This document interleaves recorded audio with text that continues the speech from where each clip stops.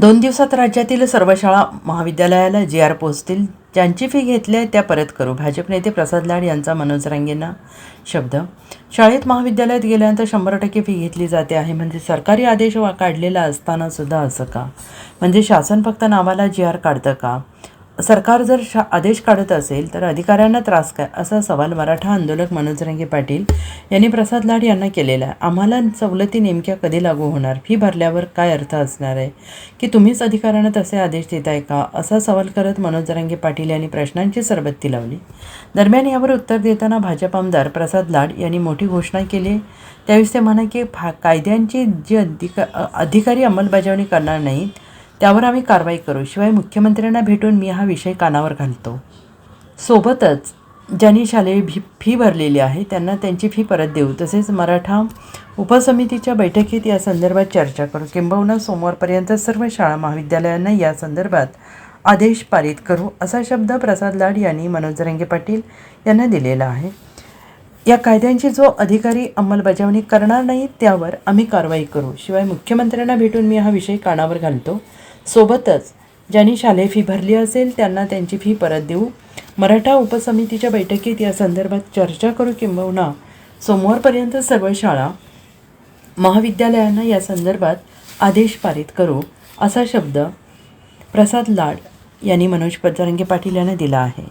आज अंतरवाली सराटीमध्ये मनोजदादांची भेट घेण्याची 2 कारणं होती. एक, 30 तारखेला दादानी माननीय विखे पाटील साहेब, मी स्वतः येऊन त्यांना विनंती केली.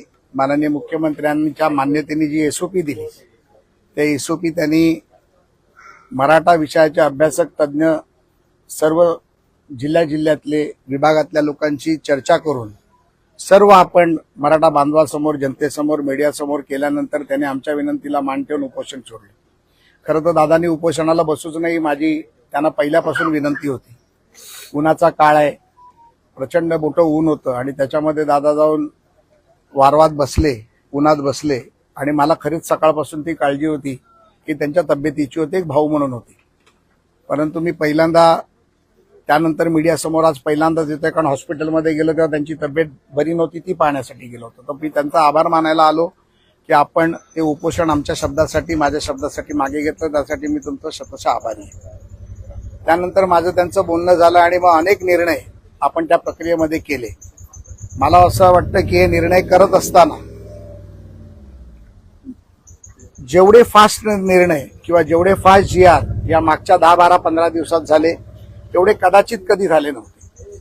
आणि त्याचा मला आनंद आहे की एक वाटाघाटीचा सेतू बनण्याचा मी जो प्रयत्न केला तो सेतू, मी असं नाही म्हणणार की तो पूर्ण झाला. अजून सेतू खूप मोठा आहे आणि तो सेतू पूर्ण करत असताना दादांना दिलेला शब्द पूर्ण करण्यासाठी अजून मला खूप समाजासाठी करायचं आहे. आणि ते करत असताना काही प्रयत्न जे आम्ही पूर्ण केले ते पूर्णत्वाकडे जात आहेत, याची मला आनंद आहे. ज्यामध्ये आपण एक मोठी मागणी केली होती की MIDC मध्ये मुलांना नोकऱ्या लागल्या पाहिजेत. त्या MIDC मध्येच लकीर परिपत्रक तात्काळ काढलं गेलं. दुसरी आमची मागणी होती की आमच्या काही बांधवांनी स्वतःच्या या आरक्षणामध्ये बलिदान दिलं, त्यांच्या कुटुंबाला मदत झाली पाहिजे. त्या मदतीचा जी.आर. देखील निघाला आणि माझ्या माहितीप्रमाणे धनादेश देखील वाटले गेले. माननीय कुचे साहेबांच्या पण मतदारसंघात त्याचं घरी जाऊन देण्यात आलं. आणि मला एक गोष्टीचं त्याचा आनंद यासाठी आहे की माझ्या मराठा कुटुंबाच्या बांधवाला आज काही ना काहीतरी फुलाची पाकळी म्हणून दादाच्या प्रयत्नांनी ती मदत झाली. आणि आज ग्रामीण भागातल्या एका कुटुंबाला 10 लाखाची जर मदत झाली तर निश्चितपणे त्याच्यासाठी एक आधारवड निर्माण होतो. आणि आधारवड दादांच्या आशीर्वादाने आणि माननीय देवेंद्रजींच्या प्रयत्नांनी झाला, याचा देखील मला आनंद आहे. त्यानंतर आमची मागणी होती की आम्ही एसओपी बनवावी आणि ती एसओपी दादांना दाखवूनच बनवली गेली. त्यामध्ये काही छोटे मोठे सुझाव सुचवले होते, ते 2 दिवसानंतर करून पुन्हा दादांकडे पाठवले गेले. हे सगळे कागदपत्र मी इथं आणलेले आहेत. ती एसओपी देखील दिली गेली.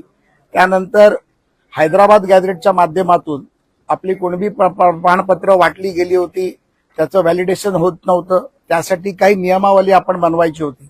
मी काल रात्री दादा जी श्रीकांत साहेबांशी पण बोललो, डिव्हिजनल कमिशनरशी, ते मैसूरला आहेत. परंतु त्यांनी तात्काळ मिसाळ साहेब आणि छत्रपती संभाजीनगरला ऍडिशनल कलेक्टर मॅडमशी पण माझं बोलणं करून दिलं. आणि त्या पद्धतीमध्ये ज्या पद्धतीमध्ये अपेक्षित आम्हाला आहे त्या पद्धतीमध्ये आज मराठवाड्यामध्ये तरी काम चालू आहे. तसंच काम पश्चिम महाराष्ट्रात देखील चालू आहे. कोकण आणि इतर डिव्हिजनमध्ये आम्ही आढावा घेतो आहोत.